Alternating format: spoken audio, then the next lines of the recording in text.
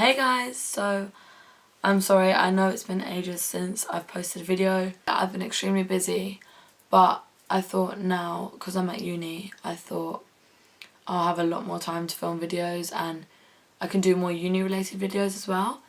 But today I'm just showing you my kind of simple, like easy to do makeup look for a night out. I hope you guys enjoy it. I do my makeup in a really weird order. Just a heads up, but it's the way that it kind of looks good for my face, I think, or like works well for my face. And if you have any comment suggestions, if you have any video suggestions, then leave them below. Hope you enjoy.